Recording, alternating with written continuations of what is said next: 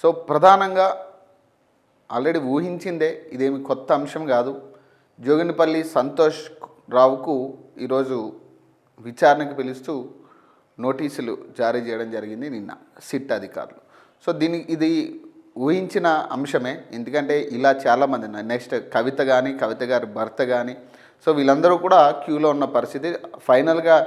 Final target ఇక కేసీఆర్ ఎప్పుడు వస్తారా అనేదే మనం చూడాల్సిందే. కేసీఆర్కి నోటీసులు ఇస్తారా ఇవ్వరా? ఎందుకంటే మొత్తం ఈ వ్యవస్థని ఇట్లా చేయడానికి కారణంకు మొత్తానికి కూడా కర్త కర్మ క్రియ కేసీఆర్. సో కాబట్టి కేసీఆర్ని ఎప్పుడు పిలుస్తారనే సందిగ్ధ తప్పితే ఇంకా వేరే ఏం లేదు. సో ప్రస్తుతానికి ఇదే ప్రధాన వార్తల్లో ఒకటిగా కనపడతా ఉంది. అలాగే ఈరోజు మున్సిపల్ ఎన్నికలకు సంబంధించి డేట్ ఖరారు కాబోతా ఉంది. ఈరోజు షెడ్యూల్ విడుదల కాబోతా ఉంది. సో ఇదొక ప్రధాన వార్త. సో ఒకసారి చూద్దాం. జోగినిపల్లి సంతోష్కు సిట్ నోటీస్ అట. ఫోన్ ట్యాపింగ్ కేసులో సిఆర్పిసి 160 కింద జారీ. ఇప్పటికే హరీష్ రావు కేటీఆర్ స్టేట్మెంట్ రికార్డ్ అట. సిట్ ప్రశ్నలకు సమాధానాలు ఇస్తా మాజీ ఎంపీ సంతోష్ రావు అట. ఇక సమాధానాలు ఇచ్చేదేముంది? ఇక నేడు జూబ్లీహిల్స్ పిఎస్లో విచారణకు హాజరవ్వాలని ఆదేశం అట. ఫోన్ ట్యాపింగ్ కేసు దర్యాప్తులో భాగంగా బీఆర్ఎస్కు చెందిన మరో కీలక నేత మాజీ ఎంపీ జోగినిపల్లి సంతోష్ రావుకు సెక్షన్ 160 సిఆర్పిసి కింద సిట్ అధికారులు సోమవారం నోటీసులు జారీ చేశారట. నేడు మధ్యాహ్నం 3 గంటలకు జూబ్లీహిల్స్ పోలీస్ స్టేషన్లో విచారణకు హాజరు కావాలని అందులో పేర్కొన్నారు. పంజాగుట్ట పోలీస్ స్టేషన్లో నమోదైన ఫోన్ ట్యాపింగ్ కేసు దర్యాప్తు కొనసాగుతున్న నేపథ్యంలో సంబంధిత అంశాలపై వివరాలు సేకరించేందుకు ఈ నోటీస్ ఇచ్చినట్టు సిట్ పేర్కొంది. ఇదే కేసులో ఇప్పటికే పలువురు రాజకీయ నాయకులు, మాజీ ఎస్ఐబి అధికారులు విచారణకు హాజరైన విషయం తెలిసిందే. ఇప్పటికే కేటీఆర్ హరీష్ రావు విచారణ. గత మంగళవారం హరీష్ రావు, శుక్రవారం కేటీఆర్ను సిట్ అధికారులు విచారించారు. సుమారు 7 గంటల సేపు విచారించి స్టేట్మెంట్ రికార్డ్ చేశారు. దర్యాప్తులో భాగంగా అవసరమైన సమాచారాన్ని సేకరించేందుకు సిట్ బృందం పలు కోణాల్లో విచారణ జరుపుతున్నది. ఈ క్రమంలోనే మాజీ ఎంపీ సంతోష్ రావుకు సిట్ నోటీసులు ఇవ్వడం ఆసక్తికరంగా మారిందట. మంగళవారం మధ్యాహ్నం కల్లా ఆయన బీఆర్ఎస్ పార్టీ ప్రధాన కార్యాలయం నుంచి తెలంగాణ భవన్కు చేరుకుంటారని, అక్కడి నుంచి జూబ్లీహిల్స్లోని సిట్ కార్యాలయానికి వెళ్తారని బీఆర్ఎస్ వర్గాలు పేర్కొన్నాయి. కాగా ఈ కేసులో సంతోష్ రావు ఒక్కరినే విచారిస్తారా లేదా, సో అధికారులతో కలిపి విచారిస్తారా అనే దానిపై క్లారిటీ రావాల్సి ఉంది. ఎందుకంటే మన కేటీఆర్ విషయంలో కూడా ఇదే జరిగింది. అధికారిని ముందు పెట్టి విచారించారనేది వార్తలు బయటకు వచ్చాయి. కానీ కేటీఆర్ దాన్ని తిప్పికొట్టే ప్రయత్నం చేసినప్పటికీ కూడా ఇక కేటీఆర్ని ప్లస్ సంబంధిత అధికారిని కలిపి విచారించారు అనేది వార్త అయితే తర్వాత కూడా చాలా పేపర్లో కానీ తర్వాత చాలా ప్రధాన ఛానల్స్లో అన్నింటిలో కూడా అదే వార్త సర్క్యులేట్ అయింది. కేసు దర్యాప్తు వేగంగా సాగుతుందని సిట్ వర్గాలు తెలిపాయట. బీఆర్ఎస్ పార్టీకి చెందిన మరో 2 కీలక నేతలను సైతం విచారించేందుకు సిట్ నోటీసులు సిద్ధం చేస్తున్నట్లు తెలుస్తున్నది. నోటీసులో సిట్ జారీ చేసిన నోటీసులో సంతోష్ రావును ఇంకా రాజ్యసభ సభ్యుడిగా అధికారులు పేర్కొంటున్నారు. అపర్ణ ఆర్చిడ్స్ కొండాపూర్ చిరునామాతో నోటీసు జారీ చేశారట. విచారణ అధికారి ఏసీపీ జూబ్లీహిల్స్ పేరుతో నోటీసులు రాగా పదవి కాలం ముగిసిన సంతోష్ రావును బీఆర్ఎస్ ఎంపీగా పేర్కొనడం ప్రస్తుతం చర్చనీయాంశంగా మారిందట. సిట్ నోటీసుల్లో తప్పిదం దొల్లడంపై విమర్శలు వస్తూ ఉన్నాయి. విచారణకు హాజరవుతా సంతోష్ రావు అట. సిట్ నోటీసులపై మాజీ ఎంపీ సంతోష్ రావు స్పందించారు. చట్టాన్ని గౌరవించి విచారణకు హాజరవుతానని తెలిపారు. సిట్ అడిగే ప్రశ్నలకు ఆన్సర్ చెబుతా అని స్పష్టం చేశారట. ఏం ఆన్సర్లు చెప్తారా మీరు? ఇప్పుడు ఇది ఎట్లా ఉందంటే గేమ్లా ఉంది ఇది. వీళ్ళకి ఏదో ఒక టీవీ సీరియల్ పెట్టుకుని కాలక్షేపం చేయడానికి సిట్ నోటీసులు ఇస్తున్నట్టుగా ఉంది బీఆర్ఎస్ అధికారులకి, నాయకులకి కూడా. ఇక్కడ ఎట్లా ఇప్పుడు దీని మీద ఇప్పుడు సంతోష్ రావు వచ్చినప్పుడు నెక్స్ట్ ఇప్పుడు కవిత, తర్వాత కవిత భర్త, సో వీళ్ళందరినీ కూడా విచారించే క్రమం ఉంది అనేది ఇప్పటికే చాలా లీకులు వస్తూ ఉన్నాయి బయటికి. కవితకి నోటీసులు ఇవ్వబోతా ఉన్నారు అతి త్వరలో అనేది. సో వీళ్ళందరూ కీలకంగా వీళ్ళకి తెలియకుండా అయితే నేను చెప్తున్నా కదా, కవిత గారు ఇప్పుడు ఏదో మాట్లాడుతున్నారు తప్పితే ఇక వీళ్ళకి తెలియకుండా, ఇంటి వాళ్ళకి తెలియకుండా ఏ అంశమో బయటికి వెళ్ళదు. ఇంట్లో వాళ్ళకి తెలియకుండా అయితే ఏది జరగదు. వీళ్ళందరూ కలిపి చేసిందే ఇదంతా. ఈ రోజేమో ఆమె బయటకు వచ్చి పార్టీలోంచి బయటకు వచ్చింది కాబట్టి ఎల్లగొట్టారు కాబట్టి ఇప్పుడు బయటకు వచ్చి రకరకాలు మాట్లాడుతావే నాకు తెలియదు, నా భర్త ఫోన్ ట్యాప్ అయింది, ఈ రకరకాల అనుమానాలు వ్యక్తం చేస్తున్నప్పటికీ ఇక్కడ వాస్తవంగా కలిసే కుట్ర చేసేది ఇది. ప్లస్ ఇది ఇప్పట్లో కాని పని. ఎవరినైనా అరెస్ట్ చేస్తారంటే అది డౌటే, ఇక అందరికీ డౌటే. ప్రజలకు కూడా దీని మీద అనుమానాలు ఉన్నాయి. వీళ్ళు అరెస్ట్ చేయరు జావరు, ఈ మూడు పార్టీలు ఒకటే, ఏదో వాళ్ళ రాజకీయ లబ్ధి కోసం ఈ డ్రామాలు చేస్తారు, ప్రజలను బలి చేస్తారనే కాడికి ప్రజలు కూడా ఆలోచిస్తూ ఉన్నారు. దీన్ని ప్రజలకే నమ్మకం లేదు వీళ్ళని అరెస్ట్ చేస్తారంటే. కేసీఆర్ని, కేటీఆర్ని, కవితని, సంతోష్ రావుని వీళ్ళు అరెస్ట్ చేస్తారంటే ప్రజలకే నమ్మకం లేదు. ఇప్పుడు ఇదంతా కలిపాడుతున్న డ్రామా అనేది ప్రజలకు అర్థమైపోయింది, విసిగిపోయింది. ఫస్ట్ ఈ కేసుల గురించి ఈ ప్రభుత్వం మాట్లాడి విసిగిపోయింది. ఇది ఏ కేసులో కూడా ఇప్పటికీ పురోగతి లేదు. ఏ కేసులో కూడా కీలక సాక్ష్యాలు ఇవిగో కేసీఆర్ ఇన్వాల్వ్ అయ్యింది ఇదిగో సాక్ష్యం అనేది ఒక్క దాంట్లో కూడా లేదు. కాళేశ్వరం ప్రాజెక్టు 1,00,000 కోట్ల పెట్టుబడులు జరిగినాయి, దాంట్లో కేసీఆరే బాధ్యుడని పెద్ద ఎత్తున ప్రచారం చేశారు ఇదే కాంగ్రెస్ పార్టీ నాయకులు. కానీ ఏ ఒక్క ఆధారం కూడా దానికి ఎందుకు బయట పెట్టట్లే? ఇప్పటిదాకా దాని పురోగతి ఏమైంది, అసలు ఎంతవరకు కంక్లూడ్ చేయగలిగారు దాన్ని? సిట్ నోటీసులు ప్రతి దాని మీద సిట్ నోటీసులు వేయడమే ఉంది. దేంట్లోనూ కూడా ఎవరిని బాధ్యం చేస్తూ ఇదిగో సాక్ష్యాలు, ఇదిగో కేటీఆర్ ఇక్కడ పాల్పడిండు. ఇప్పుడు ఈ కార్ రేస్ అంశమే తీసుకోండి. ఈ కార్ రేస్ అంశంలో కేటీఆర్ పేరుంది, అధికారులే కేటీఆర్ పేరు చెప్పారు. కేటీఆర్ చెప్తేనే ఈ ట్రాన్సాక్షన్ చేశామని అధికారులు చెప్పారనేది అప్పుడు పెద్ద ఎత్తున వార్తలు జరిగాయి అధికారులను విచారించిన తర్వాత. మరి కేటీఆర్ని ఎందుకు అరెస్ట్ చేయాలి అంటే ఇప్పటికీ కూడా ఈ కార్ రేస్ నడుస్తూనే ఉంది. ఈ ఫోన్ ట్యాపింగ్ కాకపోతే ఈ కార్ రేస్ ముందు పెడతారు, ఈ కార్ రేస్ కాకపోతే ఇంకొకటి ఏదో ముందు పెడతారు. ఇదంతా కూడా మూడు పార్టీలు కలిపి ఆడుతున్న డ్రామా. ఇది ప్రజలకు కూడా క్లియర్గా అర్థమైపోయింది. వీళ్ళని అరెస్ట్ చేసే పరిస్థితి ఉండదు. నువ్వు కొట్టినట్టు చేయి, నేను ఏడ్చినట్టు చేస్తానే కాడికే ఇప్పుడు రాజకీయాలు నడుస్తున్నాయి తప్పితే ఇక్కడ ఎవ్వడూ కూడా ప్రజల సమస్యలు పట్టించుకునే పరిస్థితి లేదు. ఈ సింగరేణి బొగ్గు కుంభకోణం అని పెద్ద ఎత్తున ఇవన్నీ బయటకు తీసుకొచ్చారు. ఆ బొగ్గు కుంభకోణంలో కనీసం ఇప్పటికి వచ్చి ఒక అధికార పార్టీ నాయకులు కానీ సరైన స్పందించింది కానీ ఇదిగో ఆధారాలు ఇక్కడ కుంభకోణం జరగలేదని ఎవరైనా ఒక్కడ ప్రెస్ మీట్ అయితే మాట్లాడలే. ఆ బట్టి విక్రమార్కి ఏదో క్లారిటీ ఇచ్చే ప్రయత్నం చేసినప్పటికీ కూడా అది నమ్మే ప్రయత్నం కూడా ఎవరో చేయట్లే. సో ఇక్కడ ప్రతి దాంట్లోనూ కూడా వీళ్ళు దోచుకోవాలని ఆలోచన తప్పితే ఇప్పుడు 6 గ్యారెంటీల అంశం లేదు, నిరుద్యోగుల అంశం లేదు, బీసీ రిజర్వేషన్ అంశం లేదు.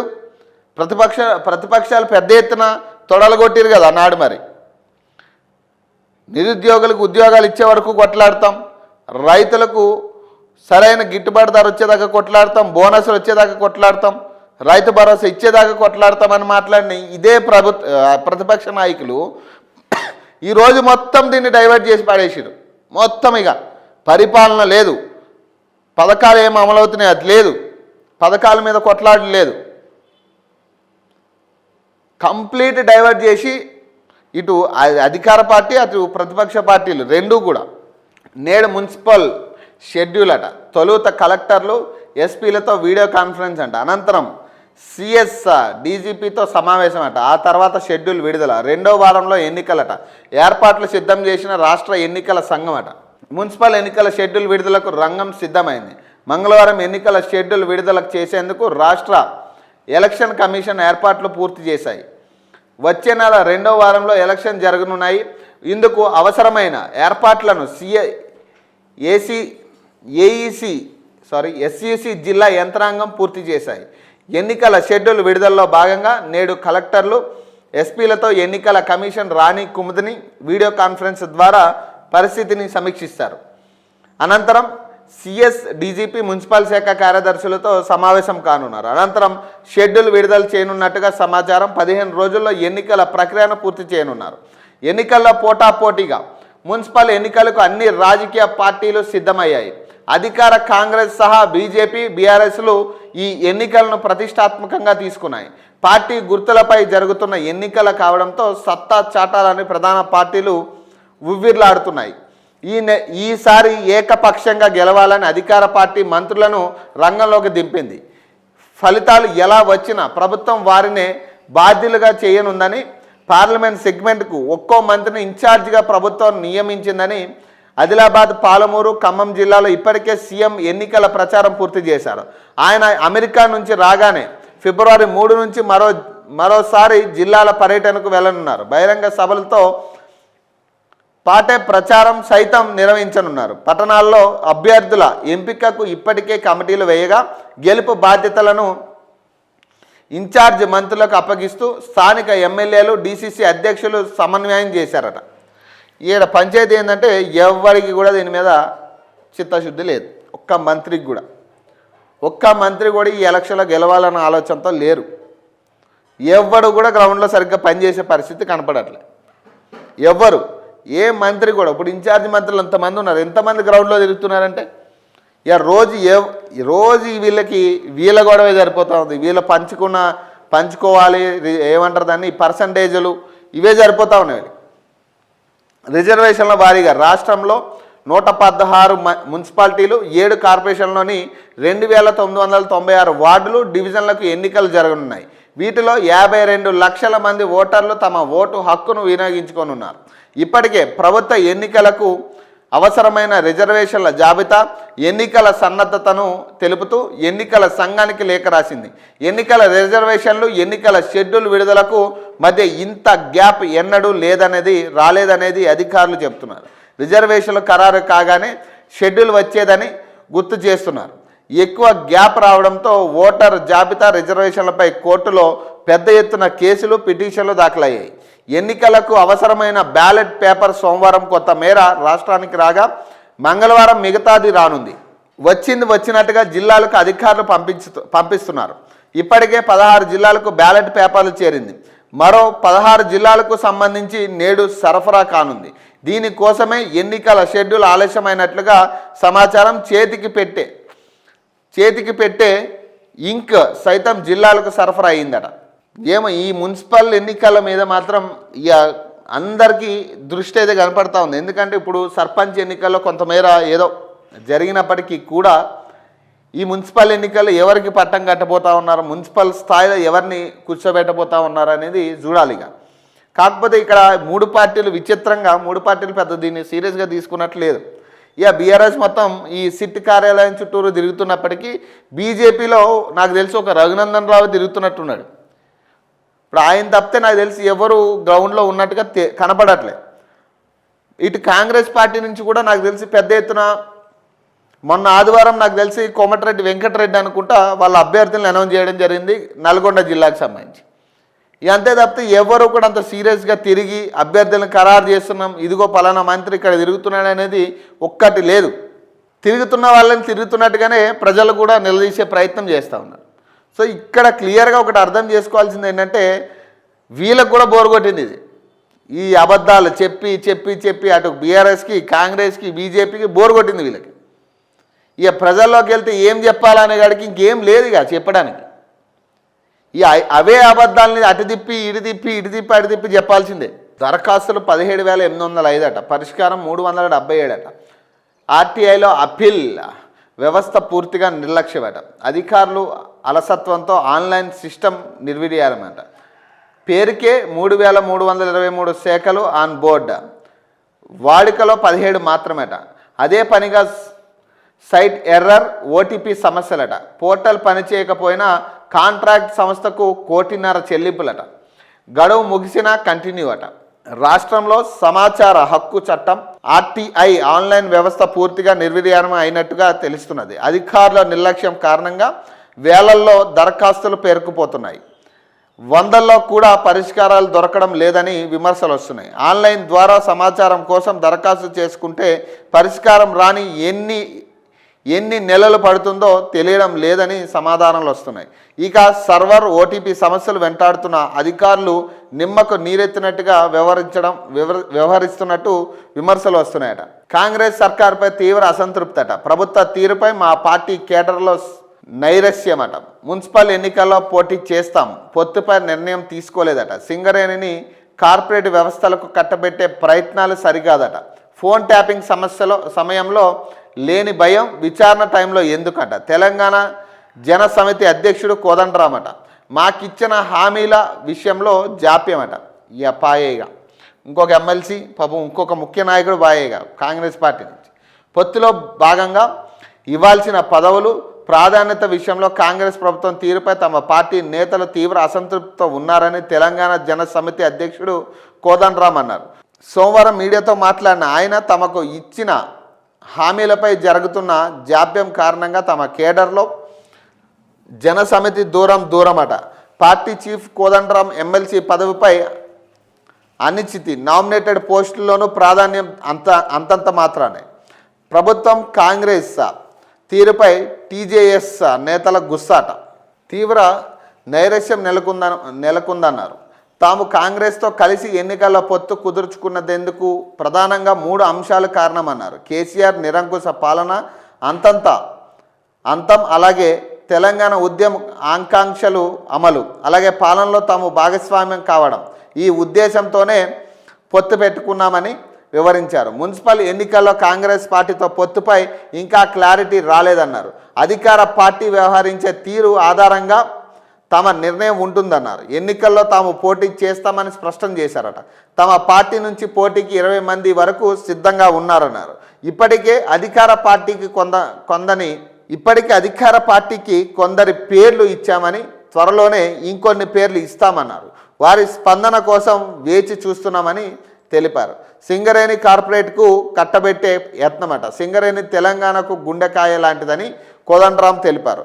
దాన్ని కార్పొరేట్ వ్యవస్థలకు కట్టబెట్టే ప్రయత్నాలు సరికావన్నారు. సింగరేణి కార్మికుల వాటా రోజురోజుకు తగ్గుతుందని పేర్కొన్నారు.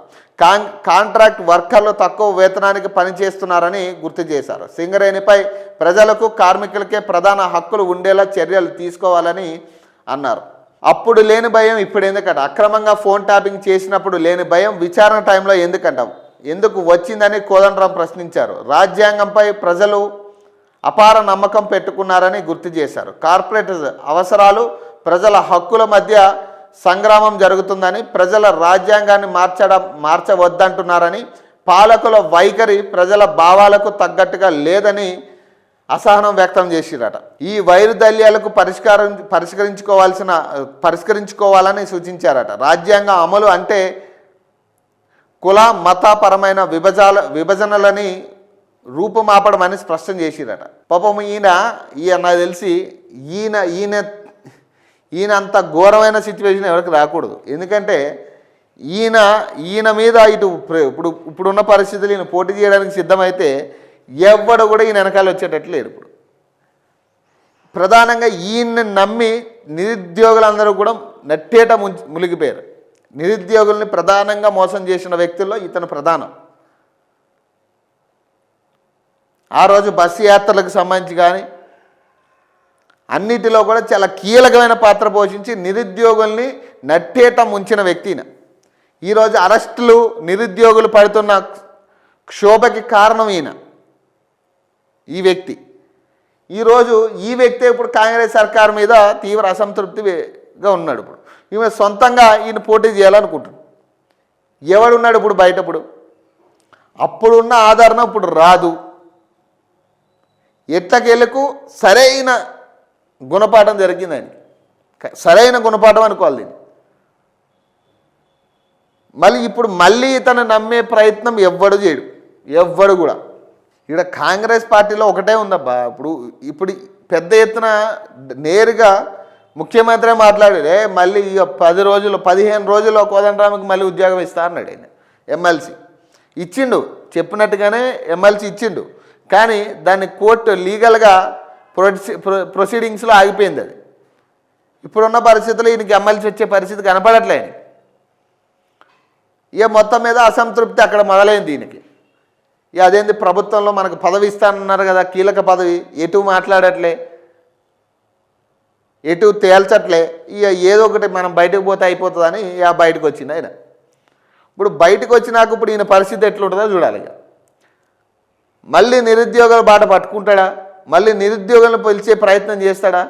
నిరుద్యోగులు నిజంగా నిజాయితీగా ఇప్పుడైతే ఈయన వల్ల ఇంత నష్టపోయారు నిరుద్యోగులు, మళ్ళీ ఈయన వెనక వెళ్తారా అనేది చూడాలి. ఒకవేళ వెళ్తే మాత్రం ఇక దాని అంత దరిద్రం ఉండదు. ఆయన వల్ల ఇంత కష్టాలు పడిన అదే నిరుద్యోగులు లాఠీ దెబ్బలు తిని ఆఖరికి నిరుద్యోగాన్ని చెప్పుకునే పరిస్థితి కూడా లేని సిచ్యువేషన్స్ ఉన్నాయి. ఇప్పుడు నేను ఒక నిరుద్యోగిని, నాకు ఉద్యోగం లేదు, నేను ఇట్లా ఫైట్ చేస్తున్నాను ఎక్కడా కూడా మాట్లాడడానికి లేకుండా చేసిర్రు వీళ్ళందరూ కలిసి చేసిన నష్టం ఇదంతా.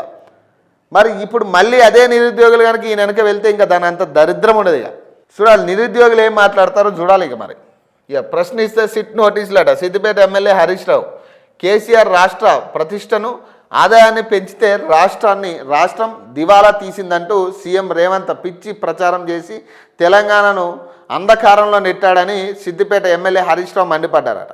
సోమవారం ఆయన సిద్దిపేటలోని టీఎన్జీఓ భవనంలో నిర్వహించిన ఉత్తమ ఉద్యోగాల సన్మాన కార్యక్రమంలో పాల్గొని మాట్లాడారట. ఉద్యోగులు పీఆర్సీ కోసం అడిగితే ఏసీబీ దాడులు, ఫీజు రియంబర్స్మెంట్ కోసం కాలేజీల యజమానులు ప్రశ్నిస్తే విజిలెన్స్ దాడులు, ప్రతిపక్షాలు ప్రశ్నిస్తే సిట్ నోటీసులు ఇస్తూ రాష్ట్ర ప్రభుత్వం ప్రజాస్వామ్యంపై దాడి చేస్తుందని మండిపడ్డారట. ఇలా విషయంలో ఒకటి క్లారిటీ, ఆయన మాట్లాడిన ఆయనకు ఒక క్లారిటీ ఇస్తున్నా. ఉద్యోగులకి ఏదైతే ఈ పీఆర్సీలు రియంబర్స్మెంట్ పెండింగ్ ఉన్నది గత ప్రభుత్వం నుంచి ఉంది. మీరు చేసిన ఈ పనికిమాలిన పనేది మీరు ఇవ్వకపోవడమే. లాస్ట్ 2 years మీరు చేసింది ఏం లేదు. ఆ కాళేశ్వరం అన్నారు, తర్వాత రైతుల అకౌంట్లో, ఇక వాళ్ళ అకౌంట్లో, వీళ్ళ అకౌంట్లో దళిత బంధు అని, డబుల్ బెడ్రూమ్ ఇల్లు అని ఏదో రకరకాల రచ్చ చేసారు. అప్పుడు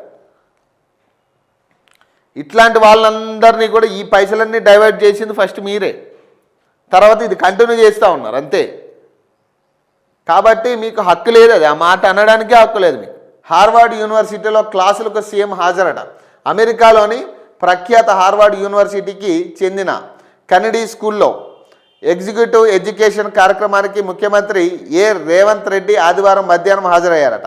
తొలి రోజు పరిచయ కార్యక్రమాలతో పాటు 21వ శతాబ్దంలో నాయకత్వం కోర్సులో భాగంగా అధికార విశ్లేషణ, నాయకత్వ అంశంపై తొలి సెషన్ ప్రారంభమైంది. సోమవారం ఉదయం 7 గంటలకు తరగతులకు ప్రారంభమై సాయంత్రం 6 గంటల వరకు కొనసాగాయట.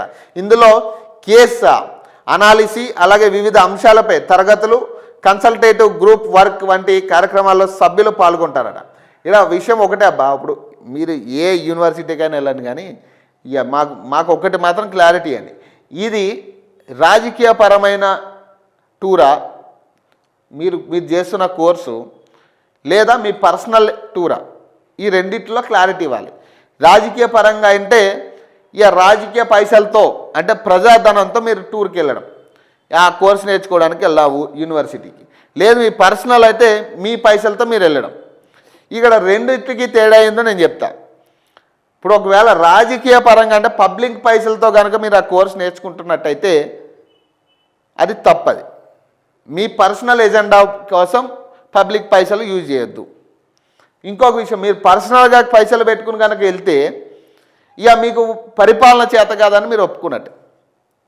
ఎందుకంటే అక్కడ చేసే కోర్సు ఏంది, రాజకీయ లక్షణాలని నేర్చుకోవడం కోసం ఆ కోర్సు చేస్తూ ఉన్నాడు ఇప్పుడు ఆయన. ఇప్పుడు ఒకవేళ పర్సనల్ పైసలు పెట్టుకుని వెళ్తే ఇక నాకు రాజకీయంగా ఏమీ తెలియదు, నేను జీరోని, సో ఇప్పుడు నేర్చుకుంటున్న కోర్సు అని చెప్పుకున్నట్టే ఉంటుంది అది. సో ఇది రెండు తేల్చాల్సి ఉంది. ఇప్పుడు ఈయన ప్రభుత్వ పైసలతో పోయిందా లేదా పర్సనల్ పైసలు పెట్టుకుని నేర్చుకుంటుండ కోర్సు. ఇక పర్సనల్ పైసలతో నేర్చుకుంటే మీకు రాజకీయం చేత కాదని ఒప్పుకున్నట్టే.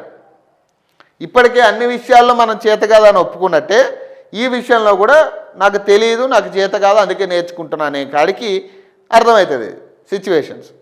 సో ఈ రెండింటికి మీరు క్లారిటీ ఇవ్వాలి జనాలకు కూడా, ఎందుకంటే ఈ కన్ఫ్యూజన్ ఉంది జనాలకి. ఇదేంది, ఒక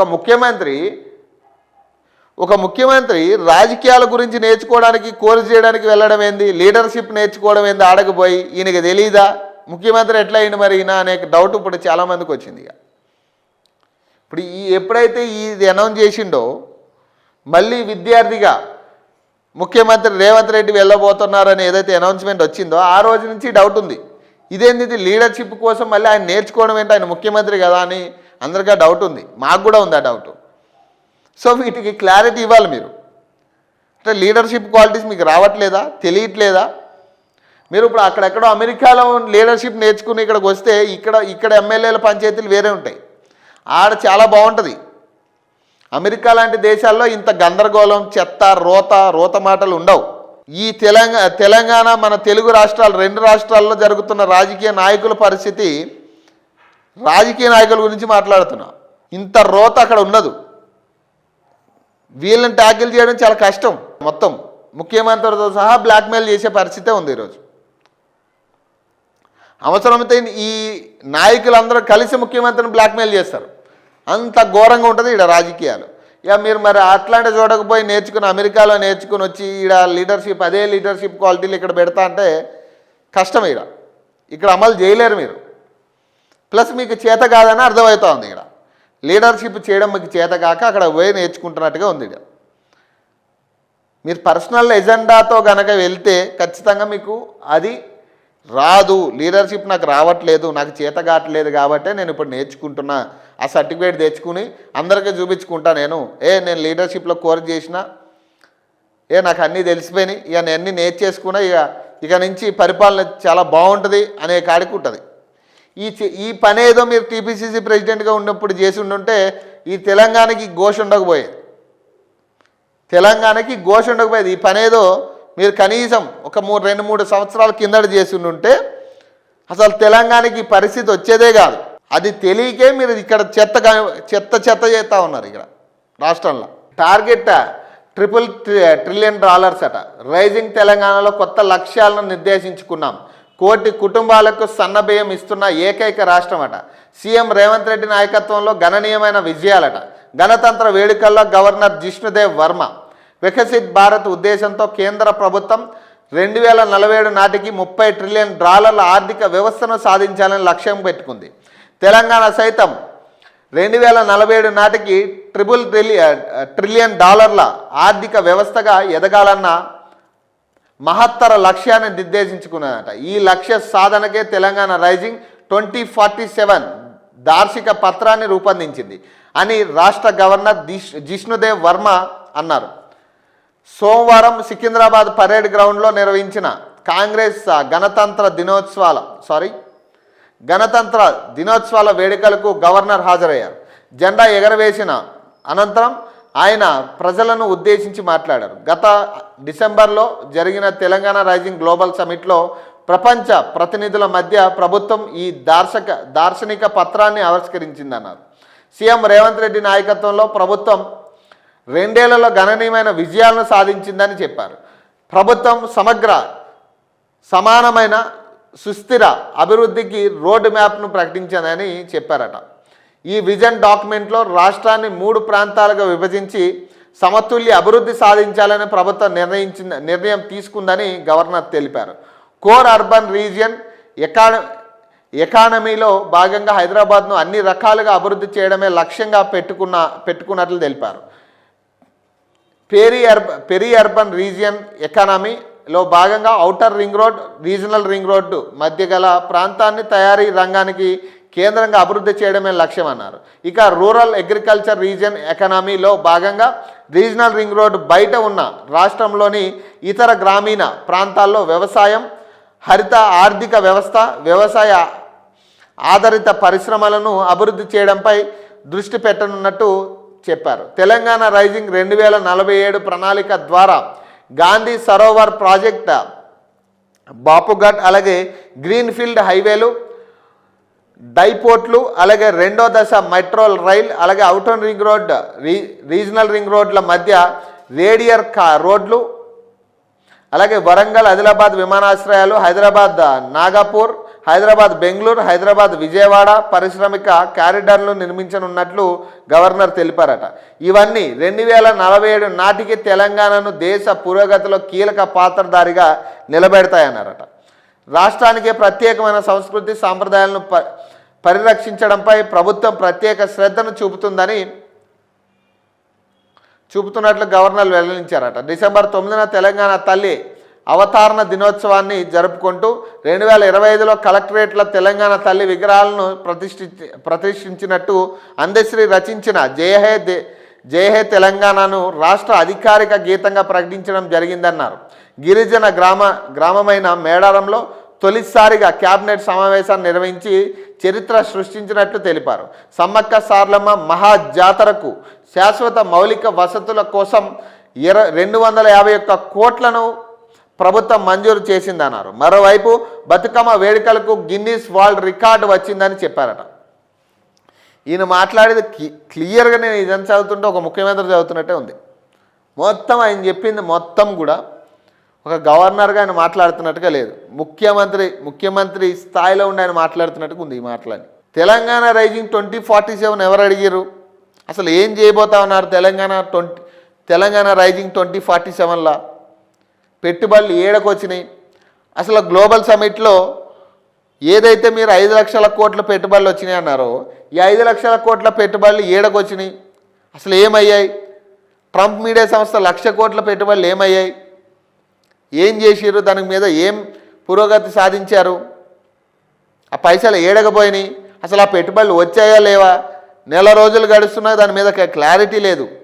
కేవలం ఎంఓయూలకి పరిమితం చేసి ఆ మందం ఏది చెప్పకపోతే బాగోదు కాబట్టి ఒక 5 లక్షల కోట్లు నోటి మాట చెప్పేసి వదిలేసిర్రు అంతే. ఆ పెట్టుబడులు వచ్చినాయంటే ఏముంది? ఏం పురోగతి ఉంది? ఎంఓయూలకు మాత్రమే పరిమితం చేసిర్రు వాటిని, ఆ పైసలన్నీ. మరి వీటికి లెక్కలు చెప్పాలి కదా. ప్లస్ ఇప్పుడు ముఖ్యమంత్రి దావోజుకు పోయి 5,000 కోట్ల పెట్టుబడులు వస్తున్నాయి, ఇంకో అది ఇది అని చెప్తా ఉన్నాడు. మరి వాటికి కూడా అసలు క్లారిటీ ఇవ్వాలి, ఒక వైట్ పేపర్ రిలీజ్ చేయాలి దానికి సంబంధించి. ఈ పైసలన్నీ పెట్టుబడులు వస్తున్నాయా లేదా, అసలు వస్తే ఏడబెడుతున్నారు ఈ పైసలన్నీ? అసలు తెలంగాణలో ఏది బాగుపడిందని మీరు ఇప్పుడు మళ్ళీ తెలంగాణ రైజింగ్ 2047 అని చెప్పి ఫ్యూచర్ సిటీ అని చెప్పి ఎందుకు ఇది చేస్తూ ఉన్నారు? అసలు తెలంగాణ ప్రజలు బాగు ఏముంది? ఇప్పుడు 2 ఏళ్లలో జరిగింది ఏం లేదు, 10 ఏళ్లలో జరిగింది ఏం లేదు తెలంగాణలో. ఇంకా ఘోరమైన సిచ్యువేషన్స్ ఎదురవుతున్నాయి తప్పితే ఎవడు బాగుపడలే. మరి ఎవరు బాగుపడినప్పుడు ఈ ఫ్యూచర్ సిటీ కానీ 2000 తెలంగాణ రైజింగ్ 3 బిలియన్ ఎట్లయితుంది? రికార్డులు బద్దలట. తులం బంగారం 1,62,000 3,75,000 చేరిన కిలో వెండట. రికార్డు బద్దలు కొట్టింది ఇక మొత్తం కంప్లీట్గా. బంగారం వెండి ధరలు కొత్త రికార్డులు సృష్టించాయట. దేశ రాజధాని ఢిల్లీలో బంగారం ధరలు 10 గ్రాములు 1,62,100 వద్దకు చేరుకుందట. ఆల్ ఇండియా సరఫరా అసోసియేషన్ ప్రకారం హైదరాబాద్ మార్కెట్లో స్వచ్ఛమైన 10 గ్రాముల పసిడి 1,690 అట. 90 పెరిగిందట. పెరిగి 1,62,830కి చేరిందట. ఆభరణాల తయారీ ఉపయోగించే 22 క్యారెట్ల 10 గ్రాముల బంగారం 1,500 పెరిగి 1,550 రూపాయలు పెరిగిందట. 1,49,150 వద్ద ఉంది. వెండి ధరలు కిలో 3,75,000గా ఉంది. 2 లోహాల రికార్డ్ ధరలకు చేరడం గమనార్హమట. అంతర్జాతీయ మార్కెట్లో బంగారం ధరలు కొత్త రికార్డులను అధిగమించిందట. సోమవారం ఔన్స్ పసిడి తొలిసారిగా $5,000 దాటి 5,092.71 ఆల్ టైమ్ గరిష్ట స్థాయికి కొత్త రికార్డులను బద్దలు కొట్టిందట. వెండి ఔన్స్ $108కు చేరిందట. ఈ ఏడాది ప్రారంభం నుంచి బంగారం వెండి ధరలు ఊహించని స్థాయిలో దూసుకెళ్తున్నాయి. వివాహాది శుభకార్యాలు అలాగే పాజిటివ్ సెంటిమెంట్తో డిమాండ్ పెరగడం, అంతర్జాతీయ అనిశ్చితుల కారణంగా మదుపార్లు సురక్షిత పెట్టుబడి సాధనంగా బంగారం మారడంతో ధరలు అందకుండా పరుగులు పెడుతున్నాయట. ఇంకా పెరుగుతుందా? ప్రస్తుత పరిస్థితుల్లో విశ్లేషకుల ధరలు మరింత పెరుగుతాయని భావిస్తున్నారు. బ్యాంకులు కూడా ఇదే తరహా అంచనాలను వెల్లడిస్తున్నారు. దేశీయంగా తులం బంగారం 1,75,000 1,95,000కు చేరుకుంటాయని నిపుణులు భావిస్తున్నారట. పరిస్థితులను బట్టి 2 లక్షలు దాటినా ఆశ్చర్యపోవక్కర్లేదని అభిప్రాయపడుతున్నారు. గ్లోబల్ మార్కెట్లో ఈ ఏడాది ద్వితీయార్థం నాటికి ఔన్స్ బంగారం $5,400 నుంచి $6,000కు చేరుకోవచ్చని గోల్డ్మన్ సాక్స్ అంచనా వేస్తూ ఉంది. బ్యాంక్ ఆఫ్ అమెరికా ఇదే సమయంలో ఔన్స్ $6,000కు పెరిగే ఛాన్స్ ఉందని పేర్కొందట. ఇక పెరుగుతూనే ఉంటాయి కానీ అవి సామాన్యుడిని దాటిపోయి కనీసం మధ్యతరగతి కుటుంబాలకు కూడా అందుబాటులో లేని పరిస్థితులు ఈరోజు బంగారం వెండి ఉన్నాయి, రెండు కూడా. కనీసం మధ్యతరగతి కుటుంబానికి కూడా అందే పరిస్థితులు లేవు ఈరోజు బంగారం. ఇక చూడాలి ఇది ఎంత దూరం పోతుందో చూడాలి. ఇంకా తెలంగాణ 2047 రైజింగ్ ఏముంటుంది? ఇక ఈ లెక్కల్లో సామాన్యుడికి కనీసం అందని పరిస్థితుల్లో లేనప్పుడు డాలర్ రేటు నిన్న 92 రూపాయలకు పెరిగిన పరిస్థితి. ఇక అది 100 రూపాయలు అయినా ఆశ్చర్యపోవాల్సింది లేదు, 200 అయినా ఆశ్చర్యపోవాల్సింది లేదు. ఇక 2047 నాటికి ఇక ఏముంటుంది చెప్పండి పురోగతి? ఇక ఢిల్లీకి బొగ్గు పంచాయతీ అట, హస్తినాకు పిసిసి చీఫ్ కేసీ వేణుగోపాల్తో భేటీ అట, మిగతా పెద్దలను కలిసి వివరించే ఛాన్స్, పార్టీ సంస్థాగత నిర్మాణం, నియామకాలు అలాగే నైని బొగ్గు గని వ్యవహారం, ఇతర అంశాలపైన నివేదికట. వచ్చే నెల మొదటి వారంలో ఢిల్లీకి సీఎం రేవంత్ రెడ్డి. బొగ్గు గనుల టెండర్లపై జాతీయ కాంగ్రెస్ నేతలకు పలువురు ఫిర్యాదులట. రాష్ట్ర ప్రభుత్వం చేపట్టిన నైని బొగ్గు బావుల టెండర్ల వ్యవహారం ఢిల్లీ పెద్దల వరకు చేరిందట. ఈ టెండర్ల వ్యవహారంలో కుంభకోణం జరిగిందని ప్రతిపక్షాలు బలంగా ఆరోపిస్తుండగా స్థానిక నేతలు జాతీయ కాంగ్రెస్ నేతలకు ఫిర్యాదు చేసినట్టు సమాచారం అట.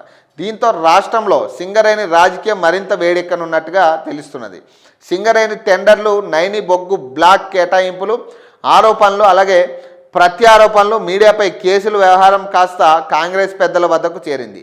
రాష్ట్ర మంత్రివర్గంలోని ప్రముఖులు, ఇతర నేతలు బొగ్గు టెండర్ల స్కామ్లో ఇన్వాల్వ్ కావడం, కేంద్ర మంత్రి కిషన్ రెడ్డికి చెందిన శాఖ వ్యవహారం కావడంతో ఒకవైపు బీజేపీ మరోవైపు బీఆర్ఎస్ ఈ అంశాన్ని తమకు అనుకూలంగా మలుచుకోవాలని చూస్తున్నట్టు చర్చ జరుగుతున్నది.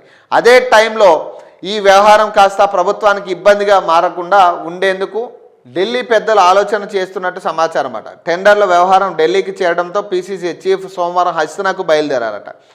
పార్టీ సంస్థాగత వ్యవహారాలపై కేసీ వేణుగోపాల్ నిర్వహించిన సమావేశాలకి హాజరయ్యారు. బొగ్గు బ్లాక్, రాజకీయ, మున్సిపల్ ఎన్నికలు, ఇతర అంశాలపై పీసీసీ చీఫ్ కేసీ వేణుగోపాల్తో సహా అందుబాటులో ఉన్న ముఖ్య నేతలతో భేటీ అయి వివరించే అవకాశం ఉందని తెలుస్తున్నది. ముందుగా తన వద్దనున్న సమాచారం, పార్టీలో ప్రజల్లో జరుగుతున్న చర్చ, ప్రతిపక్షాలు ఈ అంశాన్ని ఏ విధంగా తమకు అనుకూలంగా మలుచుకుంటున్నారనేది వివరించే అవకాశం ఉందని తెలిసింది. సీఎం రేవంత్ అమెరికా పర్యటనలో ఉన్నారు. ఆయన ఫిబ్రవరి 1న రాష్ట్రానికి రాగానే ఢిల్లీ పిలిపించే అవకాశం ఉందని సమాచారం అట. గత కొన్ని రోజులుగా జరుగుతున్న పరిణామాలు, వాస్తవాలు, సీఎం రేవంత్ రెడ్డి అభిప్రాయాలు, ఆలోచనలు తెలుసుకోనున్నారు. ఈ వ్యవహారంతో ప్రత్యక్షంగా పరోక్షంగా సంబంధం ఉన్న మరికొందరు మంత్రులను కూడా ఢిల్లీకి పిలిపించి వారి వాదనలు కూడా వినే అవకాశం ఉందని తెలుస్తున్నది.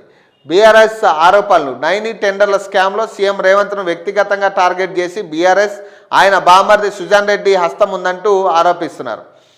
సింగరేణిలో కాంగ్రెస్ సర్కార్ అవకతవకలకు పాల్పడిందని కేంద్ర బొగ్గు గనుల శాఖ మంత్రి కిషన్ రెడ్డి సైతం విమర్శలు చేస్తున్నారు. మున్సిపల్ ఎన్నికల ముందట ఈ వ్యవహారం అధికార కాంగ్రెస్కు కొత్త తలనొప్పిగా మారింది. గనుల కేటాయింపుల విషయంలో మంత్రుల మధ్య వివాదం నెలకొందని రాజకీయంగా ప్రచారం జరుగుతుండడంతో మిగతా ఎవరూ దీనిపై స్పందించడం లేదు. ప్రతిపక్ష పార్టీలు ఎలాగో ప్రభుత్వాన్ని టార్గెట్ చేస్తాయి. ఇదే టైంలో పార్టీకి చెడ్డ పేరు రాకుండా ప్రజలకు క్లారిఫికేషన్ ఇస్తే పార్టీకి వచ్చే ఎన్నికల్లో పెద్దగా నష్టం వాటిల్లుతుందని హస్తం పార్టీ నేతలు భావిస్తున్నట్లు తెలుస్తుందట. ఢిల్లీకి పోయినా ఏ పంచాయతీ ఉండదాడ. ఇప్పుడు వాళ్ళకి ఇప్పుడు వీళ్ళు ఎంత దోచుకున్నారో వాళ్ళకి తెలియదు కాబట్టి ఇక వాళ్ళు పిలిపించి ఎదిగో నువ్వు ఆ సూట్ కేసు మిస్ అయినా మరి అని వాళ్ళు డిస్కషన్ పెట్టుకుంటారు. అంతే, అంతకు మించి ఏముండదు ఇక్కడ. వీళ్ళు ఢిల్లీకి పోతే ఏం జరిగిద్ది అంటే ఒకటే జరిగిద్ది. అవునా, మరి అంత జరిగినప్పుడు నువ్వు మరి పైసలు పంపిలే, నువ్వు ఆ సూట్ కేసు ఎందుకు రాలేదు, మరి ఆ సూట్ కేసు కూడా తొందరగా పంపి, ఎంత వచ్చింది, ఎంత లాభం వచ్చింది, ఎంత నొక్కేశారు, ఇదే ఉంటుంది ఆ డిస్కషన్ అంతా. మొత్తం కూడా ఢిల్లీలో పంచాయతీ ఇదే ఉంటుంది. సూట్ కేసుల పంచాయతీ ఢిల్లీలో ఉంటుంది. అంతకు మించి వేరే ఏ డిస్కషన్ ఉండదు. దీని గురించి ఏముండదు. అవసరమైతే అక్కడ ఢిల్లీలో బీజేపీ కాంగ్రెస్ రెండు కలిసి కూడా దీన్ని సహకరిస్తాయి. దీన్ని వెనకనెట్టే ప్రయత్నం చేసి ఇంకోటి ఏదో స్కామ్ బయట పెట్టే ఛాన్స్ ఉంటుంది తప్పితే ఇదంతా రాజకీయ నాయకులు చేసే డ్రామా ఇదంతా. ఇప్పుడు ఈ ఇక్కడ ఏదో జరిగిపోతుంది, ఢిల్లీ దాకా వెళ్ళిపోయిందా, ఇక్కడ ప్రజలు అనుకోవడం మాత్రమే, అరే కంప్లైంట్ ఇచ్చారంట ఢిల్లీ నాయకులు స్పందిస్తారేమో అనే కాడికి ప్రజల్ని తీసుకొచ్చే ప్రయత్నమే తప్పితే అక్కడ ఏముండదు. అవునా ఇంత జరిగిందా, మరి ఈ సూట్ కేసు నాకు పంపించలేదు ఏందని రాహుల్ గాంధీ అడుగుతాడు. ఇక అంతే, ఈ సూట్ కేసుల పంచాయతీ తప్పితే ఇంకోటి ఏది ఉండదు. వీళ్ళకి పైసలు కూడా పెట్టాలా, వచ్చే ఎన్నికలకి పైసలు జమ చేసుకోవాలి వీళ్ళు, అంతే. వచ్చే ప్రధాన ఎన్నికల్లో ఇప్పుడు రాహుల్ గాంధీని ప్రధాని చేయడమే ముఖ్య ఉద్దేశం వీళ్ళకి, అంతే, అంతకుమించి ఏం లేదు. మొన్న అన్నారు కదా రాహుల్ గాంధీ ప్రధాని అయితే కానీ బీసీ రిజర్వేషన్ కాదంటారు. ఆయన ఎప్పుడు ప్రధానమంత్రి అవుతాడో ఎప్పుడు ఈ బీసీ రిజర్వేషన్ కొలిక్కి వస్తుందో తెలియదు. ఇక మళ్ళీ ఇప్పుడు ఆ ఎస్సీ రిజర్వేషన్ ఏదైతే 30 ఏళ్ళు నడిచిందో ఇప్పుడు ఈ బీసీ రిజర్వేషన్కి ఇంకొక 30 ఏళ్ళు 40 ఏళ్ళు నడిపించాలనేది వీళ్ళ కుట్ర. ఇది ఏముండదు, సూట్ కేసుల పంచాయతీ ఒకటే ఉంటుంది. సూట్ కేసులన్నీ జమ చేసుకోవాలా, వచ్చే ఎన్నికలకి పైసలు కూడా పెట్టుకోవాలా. పాపం రెండు రాష్ట్రాలు పాపం ఇప్పుడు కాంగ్రెస్ చేతిలో ఉన్నాయి. ఇక 2 రాష్ట్రాల నుంచే పైసలు రావాలి. ఇక పిండి పిండి పిండి వసూలు చేసి ఈ పైసలన్నీ అడబెట్టాలా, లేకపోతే వాళ్ళకి ఆల్టర్నేటివ్ ఏడుంది. ఇప్పుడు ఆల్టర్నేటివ్గా పైసలు ఏడకెళ్ళి వస్తాయి, రావు కదా. అధికారంలో లేని పార్టీ దాదాపు మూడు టర్మ్ నుంచి అధికారంలో లేని పార్టీ కాంగ్రెస్ పార్టీ పైన కేంద్రంలో, మరి ఇంకే రకంగా వాళ్ళకి పైసలు వస్తాయి, రావు. సో కాబట్టి ఇప్పుడు ఉన్న ఆ 2 స్టేట్ నుంచే పైసలు కూడా పెట్టుకోవాలి వీళ్ళు. బీహార్లో ఆశపడ్డా కూడా అది కాని పంచాయతీ అయిపోయింది. బీజేపీకి ఆరూరి గుడ్ బై అట, పార్టీ సభ్యత్వానికి రాజీనామా, బీఆర్ఎస్లో చేరేందుకు రంగం సిద్ధమట. అందరూ కలిసి బీఆర్ఎస్లోకి పోతున్నారు ఏంది. ఇక దాని పరిస్థితి పాపం అందులో ఉన్న నాయకుల పరిస్థితి ఘోరంగా ఉంది ఇప్పుడు పంచాయతీ. గత అసెంబ్లీ ఎన్నికల్లో ఓటమి తర్వాత బీజేపీలో చేరిన మాజీ ఎమ్మెల్యే ఆరూరి రమేష్ తిరిగి సొంత గూటికి చేరబోతున్నారు. సోమవారం ఆయన బీజేపీ సభ్యత్వానికి రాజీనామా చేస్తూ రాష్ట్ర నాయకత్వానికి లేఖ పంపారు. తెలంగాణ ఉద్యమంలో కీలకంగా పనిచేసిన ఆరూరి వర్ధన్నపేట నుంచి 2014-2019లో బీఆర్ఎస్ తరపున అసెంబ్లీ బరిలో నిలిచి ఎమ్మెల్యేగా గెలుపొందారు. అయితే మూడోసారి బీఆర్ఎస్ పార్టీ తరపున పోటీ చేసిన ఆయన విశ్రాంత ఐపీఎస్ కేఆర్ నాగరాజ్ చేతిలో ఓటమి పాలయ్యారట. అనంతరం ఆయన బీజేపీలో చేరిన సంగతి తెలిసిందే. అయితే ఆయనకు ఆ పార్టీలో అనుకున్న స్థాయిలో పదవులు రాకపోవడంతో తిరిగి బీఆర్ఎస్ గూటికి చేరబోతున్నట్లు తెలుస్తున్నది. కాగా ఆరూరి వెంట పార్టీ మారే నాయకులు ఎవరనే విషయంలో నియోజకవర్గంలో జోరు చర్చ జరుగుతుందట. ఇప్పుడు బీఆర్ఎస్ పార్టీ కూడా అదే పెద్ద తేడా ఏం లేదు, బీజేపీలో ఉన్న బీఆర్ఎస్లో ఉన్నప్పుడు వీళ్ళు కూడా మునిగిపోయే పడవలాగా కనపడతా ఉంది. ఆ కాంగ్రెస్ పార్టీని గద్దె దించాలనే గాడికి ఇప్పుడు ఆ బీఆర్ఎస్ పార్టీని కూడా నమ్మే పరిస్థితి లేదు ప్రజలు. బీజేపీ ఎట్లాగా వాళ్ళు, ఇక బీజేపీ అయితే కంప్లీట్గా వాళ్ళు వన్ సైడెడ్గా కంప్లీట్గా డిసైడ్ అయి ఉన్నారు వాళ్ళు. మనకి ఇక్కడ అసలు తెలంగాణ పొలిటికల్గా మనం ఏం అవసరం లేదు, మనం సైలెంట్గా మనం వెనక ఉందాం, ఇక జరిగేదో జరుగుతుంది, కళ్ళు మూసుకుందాం. ఇక అప్పుడప్పుడు ఆ బండి సంజయో లేకపోతే ఇంకొకళ్ళు ఈటల రాజేంద్ర లాంటి వాళ్ళు రఘునందన్ లాంటి వాళ్ళు మాట్లాడతారు తప్పితే ఇక మనం కంప్లీట్ కళ్ళు మూసుకుంటే నడుస్తుంది. పార్టీకి పనిచేసేటోళ్ళకి మనం ఏమి ఇవ్వద్దు, ₹1 ఉపయోగం లేదు పార్టీలకు పనిచేసేటోళ్ళకి. పార్టీని నిలబెడతారనే ఒక్కడికి కూడా ఉపయోగం లేకుండా చేస్తూ ఉన్నారు.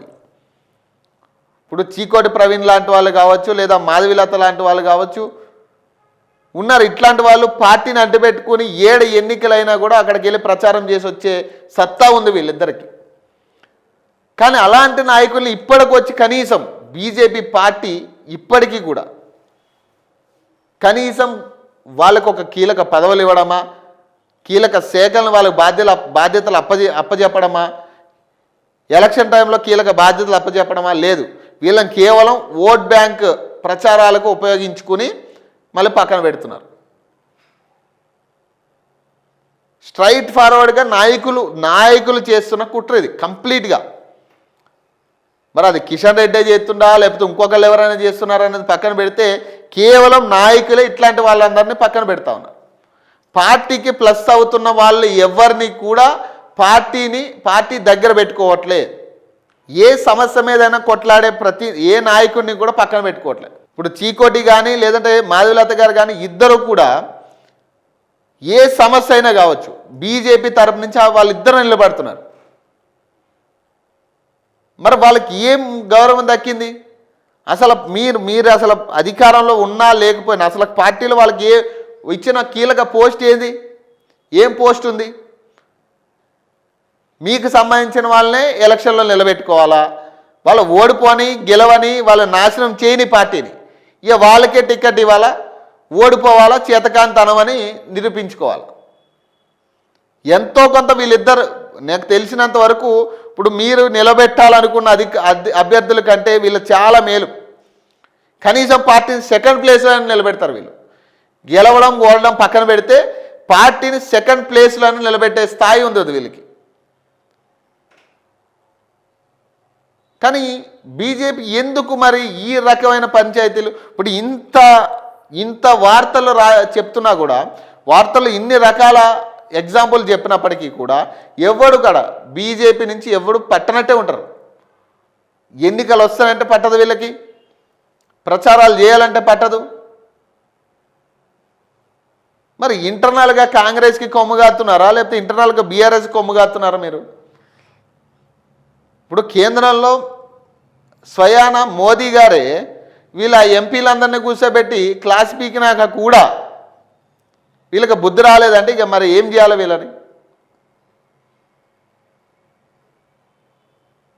ఇక నాకు తీసుకెళ్ళి మరి నాకు తెలిసి తెలంగాణ బీజేపీని తీసుకెళ్ళి మళ్ళీ ఏదో ఒక పార్టీకి పట్టం కట్టే పరిస్థితి తప్పితే అదే చేస్తారు. ఇప్పుడు కనీసం ఆ థర్డ్ ప్లేస్లో కూడా ఉండే పరిస్థితి లేదు బీజేపీ ఇక్కడ. ఇక అదే ఉంటుంది. ఇక ఆగని కక్ష సాధింపట, సంతోష్కు సిట్ నోటీసులట, ఫోన్ ట్యాపింగ్ కేసులో నేడు మాజీ ఎంపీ విచారణట.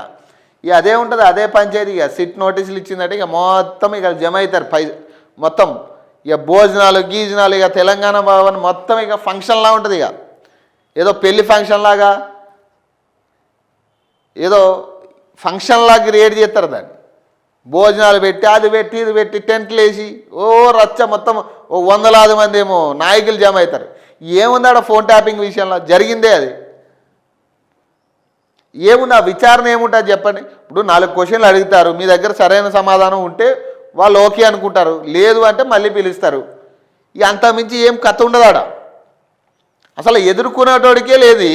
ఇప్పుడు వీళ్ళు ఎట్లా అంటే ఫంక్షన్ లాగా వీడు లోపలికి పోయి విచారణలో ఉండగా వీళ్ళు మంచిగా చికెన్లు మటన్లు బిర్యానీలు తినేసి వీళ్ళు ఎంజాయ్ చేస్తారు. ఇక్కడ రేవంత్ రెడ్డి పాలనలో హక్కుల హననమాట, శాంతి భద్రతలకు సీఎంతోనే నిఘాతమట, అంబేద్కర్ స్ఫూర్తిని తుంగలో తొక్కుతున్న కాంగ్రెస్ అట, ప్రశ్నించే గొంతుకల అణచివేత, జర్నలిస్టులపై దాడి, దళిత గిరిజనులపై ఆకృత్యాలు. నాడు కేసీఆర్ సాగబెడితే నేడు రేవంత్ ఎగబెడుతున్నాడట, బోటకప్ డిక్లరేషన్ పేరిట మోసమట, అలవి కాని హామీలు అబద్ధాలతో కాంగ్రెస్ దగాట, బీఆర్ఎస్ వర్కింగ్ ప్రెసిడెంట్ కేటీఆర్ మాట్లాడుతారు. ఇక అంతేగా అదే మాట్లాడతారు. ఏముండదు, అదే స్క్రిప్టు, అటు తిప్పి ఇటు తిప్పి ఇటు తిప్పి అటు తిప్పి. ఎలక్షన్లో అదే ఉంటుంది. ఇక డైలీ ప్రెస్ మీట్లో ఇదే ఉంటుంది. ఇక రోజు ప్రెస్ మీట్లో మాట్లాడినా కూడా వీళ్ళకి తనివి తీరే పరిస్థితి లేదు. మనకైనా విసుగు వస్తుంది కానీ వీళ్ళకి విసుగు రావట్లేదు. మరి ఏం చేయాలి? సంక్షోభంలో బీసీ సంక్షేమట, 2 ఏళ్లుగా కొత్త పథకాల ఊసెత్తని ప్రభుత్వం అట, పాత పథకాలను సైతం నిలిపివేసిన కాంగ్రెస్ అట, కేటాయింపులే తప్ప నిధుల విడుదల శూన్యమట, రాష్ట్రంలో కార్పొరేషన్లు ఫెడరేషన్లు నిర్వీర్యమట, కాంగ్రెస్ పాలనలో బీసీ సంక్షేమ శాఖ సంక్షోభంలో చిక్కుకున్నదట, అసెంబ్లీ ఎన్నికల సందర్భంగా కామారెడ్డి డిక్లరేషన్ పేరిట బీసీలకు అనేక హామీలను గుప్పించి ఊదరగొట్టిన కాంగ్రెస్ ఇప్పుడు చేతులు ఎత్తేసిందట. హామీల సంగతేమో కానీ బీఆర్ఎస్ సర్కార్ పెట్టి అమల్లో ఉన్న పథకాలకు దాపురించిందట. కాంగ్రెస్ సర్కార్ పైసా విధించకపోవడంతో రుణాలు మంజూరు, ఉపాధి నిపుణుల శిక్షణలకు నిధులే లేక కార్పొరేషన్లు కూలిపోతున్నాయట. ఉన్న పథకాలకు నిధులు లేకపోగా కొత్త పథకాల జాడ లేదు అంట. మొత్తంగా బీసీ సంక్షేమం సంక్షోభంలో ఉందట. అసలు ఎవడు మాట్లాడుతున్నారు దీని గురించి? అసలు ఎవ్వలేడు. అయితే ఆ సింగర్ అని ఈ ఫోన్ ట్యాపింగ్ ఇదే నడుస్తుంది ఇప్పుడు. అసలు ప్రజా సమస్యలు, ప్రజలకు సంబంధించిన రైతుల సమస్యలు చాలా ఉన్నాయి. రైతులకు సమస్యలు, ప్రజల సమస్యలు చాలా ఉన్నాయి. ఆ ప్రజాభవన్ అని పెట్టిరు కానీ ఏ ముహూర్తాన ప్రజాభవన్ అని పెట్టిరో ఒక్క ప్రజా సమస్య ఆ ప్రజాభవన్లో తీర్చింది లేదు. ఒక్క ప్రజా సమస్య తీర్చింది అనేది లేదు ఇప్పటికొచ్చి. మరి ఏ ముహూర్తాన దానికి ప్రజాభవన్ అని పెట్టిరో. ఇక మొదటేమో కుర్చీలు మొత్తం 100 మీడియాకు ఒక మీడియా పాయింట్, వాళ్ళకు ఒక వాటర్ బాటిల్, కూలింగ్ వాటర్ మొత్తం ఉండే. ఇక తర్వాత రాను రాను రాను రాను ఆ కుర్చీలు లేవు, ఆ వాటర్ బాటిల్ లేదు. ఇక వచ్చేటోళ్ళేమో వందలాది మంది వచ్చేటోళ్ళు ముందు, ఇప్పుడు కనీసం 10 మంది వస్తే ఎక్కువ. అసలు ఆ ప్రజాభవన్లో అసలు ఏమైనా జరుగుతుందంటే ఏం లేదు. ఇక ఈగలు తోలుకునే పరిస్థితి ఉంది ఇప్పుడు ఆడ. అధికారులు కూడా ఏమొస్తాయి ప్రజా సమస్యలు? ఇప్పుడు దీన్ని ఏమంటున్నారు, ప్రజా సమస్యలు ఏమి అసలు ప్రజాభవన్కి రావట్లేదు కాబట్టి ప్రజలు చాలా హ్యాపీగా ఉన్నారు. మా పరిపాలనలో అందరికీ సమకూలంగా రాజకీయం జరుగుతూ ఉంది, పథకాలు వెళ్తూ ఉన్నాయి కాబట్టి ఏ సమస్యలు రావట్లేదు ప్రజలకు అంటున్నారు. కానీ సమస్యలు లేకపోవడం కాదాడ. ఇక వస్తే వచ్చినా ఒకటే, లేకపోయినా ఒకటే. పైకి చిచ్చుకు వాళ్ళకి పైసలు ఖర్చు వచ్చినందుకు. మీ దగ్గరికి తిరిగి విసిగిపోయి రావట్లేదు వాళ్ళు. అంతే తప్పితే వాళ్ళకి సమస్యలు పోయి కాదు, సమస్యలు ఏదో మీరు తీర్చేసిరని కాదు వాళ్ళు రాకపోవడం. ఇక వచ్చినాడు పీకేది ఏం లేదన్నట్టుగానే ఉంది వాళ్ళ. అసలు కాంగ్రెస్లో ముసలమట. సీఎం లేని వేళ 4 మంత్రుల అత్యవసర సమావేశం అట. ఏటా హోం నుంచి నేరుగా డిప్యూటీ సీఎం ఇంటికి వచ్చిన అసలు కాంగ్రెస్ మంత్రులట. ఉత్తమ్ కుమార్ రెడ్డి, దుద్దిళ్ల శ్రీధర్ బాబు, అడ్లూరి లక్ష్మణ్తో బట్టి విక్రమార్క చర్చలట. మధ్యలో చేరిన మాజీ మంత్రి జీవన్ రెడ్డి అట. సింగరేణి వ్యవహారంలో కోమటిరెడ్డిని కావాలనే ఆంధ్రజ్యోతికి పంపారని చర్చట. అసలు కాంగ్రెస్ నేతల మధ్య చిచ్చుపెట్టి వెన్నుపోటు పొడుస్తున్నారని ఆవేదనట. కలిసికట్టుగా లేకపోతే నష్టపోతామంట. ఏకాభిప్రాయం వచ్చిన సీనియర్లట. మంత్రుల భేటీ సాధారణమే, పిసిసి చీఫ్. 4 భేటీతో కాంగ్రెస్ పార్టీలో కాకాట. అధికార పార్టీలో కొనసాగుతున్న అంతర్గత కుమ్ములాటలు రోజు రోజుకు తీవ్రమవుతున్నాయట. నైని బొగ్గు స్కామ్లో కాంగ్రెస్లో మొదలైన కాక క్రమంగా దావనలా మారుతున్నదట. ముఖ్యమంత్రి రేవంత్ రెడ్డి తీరుతో ఇన్నాళ్ళు లోన రగిలిన అసలు కాంగ్రెస్ మంత్రులు ఇప్పుడిక తాడో పేడో తేల్చుకునేందుకు సిద్ధమవుతున్నారట. రేవంత్ విదేశీ పర్యటనకు వెళ్ళిన తరుణంలోనే పిసిసి చీఫ్ ఢిల్లీలో ఉండగానే రాష్ట్రంలో ఉన్న 4 మంత్రులు అత్యవసరంగా భేటీ కావడం సంచలనం రేపుతుంది. సోమవారం 8 హోం విందు తర్వాత బట్టి నివాసంలో ఉత్తమ్, దుద్దిల్ల, అడ్లూరి లక్ష్మణ్ సమావేశం కావడం కీలకంగా మారిందట. ముఖ్యమంత్రి రేవంత్ రెడ్డి విదేశీ పర్యటనలో ఉన్న సమయంలో రాష్ట్రంలోని 4 కీలక మంత్రులు ఒకచోట కూడటం అలాగే సంచలనంగా మారింది. పాలనపరమైన నిర్ణయాల కోసమే ప్రభుత్వ పథకాల అమలుపై ఏర్పాటు చేసిన సబ్ కమిటీలో వీళ్ళంతా సభ్యులు కాదు. నికార్సైన కాంగ్రెస్లో పుట్టి పెరిగిన తెలంగాణ మంత్రులు 4 సోమవారం ఉప ముఖ్యమంత్రి బట్టి విక్రమార్క నివాసంలో భేటీ అయ్యారు. విశ్వసనీయ సమాచారం మేరకు బట్టి అధికార నివాసంలో భేటీకి మంత్రులు ఉత్తమ్ కుమార్ రెడ్డి, శ్రీధర్ బాబు, అడ్లూరి లక్ష్మణ్ కుమార్ హాజరైనట్లు సమాచారం. సుమారు 2.5 గంటలకు పైగా 4 మంత్రులు మాత్రమే సమావేశమయ్యారు. వాస్తవానికి సోమవారం ఉదయం డిప్యూటీ సీఎం బట్టి విక్రమార్కతో ఐటీ పరిశ్రమల శాఖ మంత్రి శ్రీధర్ బాబు సమావేశమయ్యారు. లోక్ భవన్లో ఎట్ హోమ్ కార్యక్రమం ముగిశాక సాయంత్రం డిప్యూటీ సీఎం విక్రమార్క నివాసంలో మంత్రులు ఉత్తమ్ కుమార్, శ్రీధర్ బాబు, అడ్లూరి లక్ష్మణ్ ఒకే కారులో డిప్యూటీ సీఎం బట్టి విక్రమార్క నివాసానికి చేరుకున్నట్టు తెలుస్తున్నది. వీరు 4 సుదీర్ఘంగా పొద్దుపోయే వరకు సమావేశం కావడం, భేటీ మధ్యలో కాంగ్రెస్ సీనియర్ నాయకుడు మాజీ మంత్రి జీవన్ రెడ్డి కూడా జాయిన్ కావడం చర్చనీయాంశంగా అయింది. వీరి భేటీ సందర్భంగా ప్రధానంగా సింగరేణి బొగ్గు స్కామ్, ఆంధ్రజ్యోతి పత్రికల్లో వచ్చిన కథనాలపైనే చర్చ జరిగినట్టు తెలిసింది. ఆంధ్రజ్యోతి, ఎన్టీవీ కథనాలు, వాటి వెనుకున్న శక్తుల గురించి కులంకోసంగా చర్చించినట్టు విశ్వసనీయ సమాచారం. అయితే వీరి అత్యవసర భేటీకి కారణం ఏమిటి అనే విషయంపై టీపీసీసీ చీఫ్ మహేష్ కుమార్ గౌడ్ కూడా స్పష్టమైన సమాధానం చెప్పకపోవడంతో కొంత సందిగ్ధ కనపడతా ఉందట. ఇక ఏముంది ఇందులో, కొత్త అంశం ఏముంది? ఈ అసలు కాంగ్రెస్ నాయకులు ఎప్పటి నుంచో రేవంత్ రెడ్డి మీద గురువులు ఉన్నారు, ఆయన ఎప్పుడు దించాలన్న ఆలోచనలో ఉన్నారు వీళ్ళంతా. ఇది ఏం కొత్త అంశం కాదు. ఇప్పుడేదో కొత్తగా నైని బొగ్గు స్కామ్ బయటకు వచ్చింది కాబట్టి దీని గురించి ఏదో చర్చ జరుగుతుంది అనుకుంటున్నారు. కానీ వీళ్ళు అసలు కాంగ్రెస్ నాయకులు ఎప్పటి నుంచో రేవంత్ రెడ్డిని ఎప్పుడెప్పుడు దించాలనే ఆలోచనలో ఉన్నారు. వీళ్ళు పూర్తి ఫుల్ ఫ్లెడ్జ్డ్గా రేవంత్ వెనక నిలబడిన వాళ్ళు ఎవ్వరు లేరు అసలు కాంగ్రెస్ నాయకుల్లో. కాబట్టి ఇది కొత్త అంశం కాదు. ఎప్పటికైనా కాంగ్రెస్ పార్టీలో రేవంత్ రెడ్డికి గడ్డు కాలమే. అందుకే ఆల్టర్నేటివ్ చూసుకునే ప్రయత్నంలో కూడా కాంగ్రెస్ నుంచి బయటికి పంపిస్తే ఒకవేళ, లేదా కాంగ్రెస్లో కనుక నెక్స్ట్ అతనికి వాల్యూ లేకపోతే ఖచ్చితంగా ఆల్టర్నేటివ్ పార్టీగా టీడీపీనో లేకపోతే ఇంకొక పార్టీనో అని ఆల్రెడీ పెంచి పోషించుకుంటా ఉన్నాడు ఇక్కడ అని సిద్ధంగానే ఉన్నాడు అన్నిటికీ. సో ఇవే ప్రధానంగా కనపడుతున్న వార్తలు. ఇక చూడాలి ఎట్లా ఉంటుంది తెలంగాణ రాజకీయం అనేది. సో మరిన్ని అప్డేట్స్ కోసం చూస్తూనే ఉండండి ఓకే టీవీ.